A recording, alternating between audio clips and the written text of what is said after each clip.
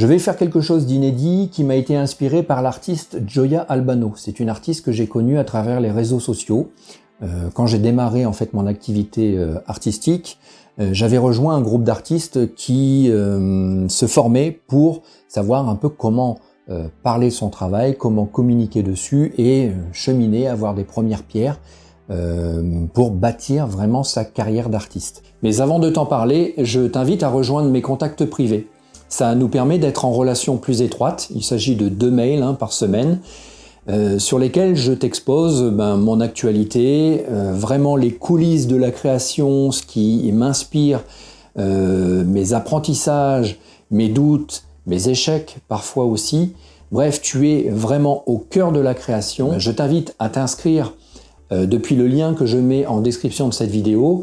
Il s'agit simplement de mettre ton prénom, ton adresse email, et comme ça, tu recevras un mail de bienvenue et on pourra partir pour 2 mails par semaine et bien sûr échanger. C'est ça le plus important. J'ai continué de suivre son travail et elle a fait quelque chose que je trouve d'intéressant. Elle a même fait un groupe Facebook où elle avait utilisé des emballages pour pouvoir faire des cadres et des supports pour ses peintures. En soi, faire du recyclage d'objets dans l'art n'a rien de nouveau. Là où c'était nouveau, c'était vraiment encadré par toute une démarche qui consistait aussi à proposer des œuvres dont l'acheteur ou l'acheteuse fixait lui-même ou elle-même le prix. Je trouvais ce principe plutôt pas mal intéressant parce que, en fait, plutôt que de se retrouver par exemple ici avec des matériaux inutiles, inexploitables, je vais t'expliquer, là tu les valorises et la valorisation va se faire à travers l'acte d'achat de celui qui veut se procurer l'œuvre et de faire un peu le pari, comme ça, un pari humain, du donnant-donnant, savoir si la personne qui va m'acheter une œuvre va jouer le jeu comme moi je dois jouer le jeu de faire des vraies œuvres. Ce n'est pas parce que je pars du recyclage de mes matériaux, de mes chutes, que ça doit être un travail bâclé. Au contraire, ça va me permettre aussi de faire pas mal de recherches plastiques, un peu comme dans la collection des abîmes, abîmes numéro 12, 13, 14 et 15, où ça m'a permis de vraiment explorer des choses. En petit format, c'est quand même beaucoup plus simple qu'en grand. Si on se trompe, ça porte pas trop à conséquence. Et quand ça réussit, c'est un capital qui permet d'être exploité pour la suite pour des plus grands formats. Donc je vais utiliser ces chutes-là.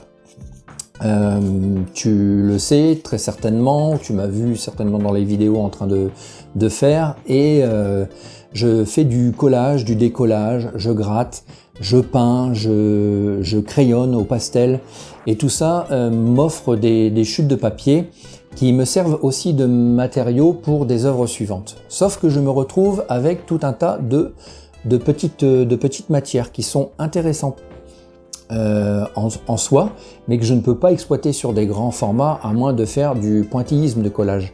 Et c'est pas vraiment ma démarche en tant que telle. Sauf que sur un plus petit format, là, ça devient tout de suite plus intéressant.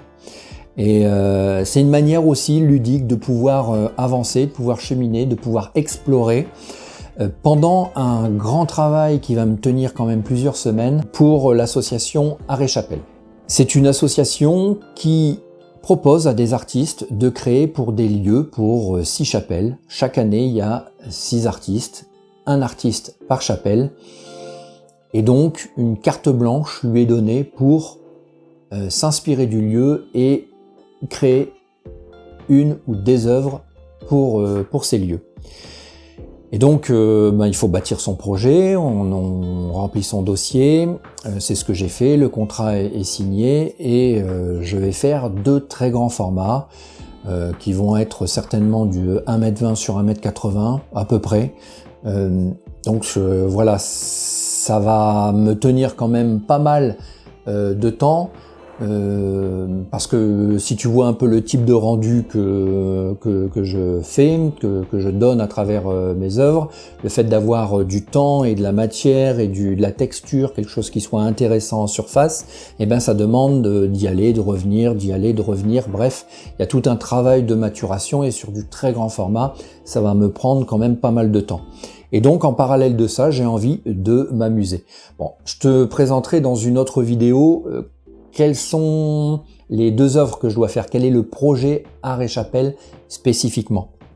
Là, pour l'instant, ce que je t'invite à faire, c'est de regarder la suite. Tu vas voir mes premières œuvres, comment je travaille ce recyclage de matériaux, ce recyclage de supports aussi. Les collages, je les fais sur des planches de bois que je vais acheter en magasin de bricolage, et donc il me reste inévitablement des chutes, et donc autant les exploiter. Donc on se retrouve dans la prochaine vidéo. Si tu ne veux pas la louper, abonne-toi, tu peux cliquer sur la cloche, ça te donnera une notification qui t'alertera de sa mise en ligne. Je te dis donc à très bientôt, merci.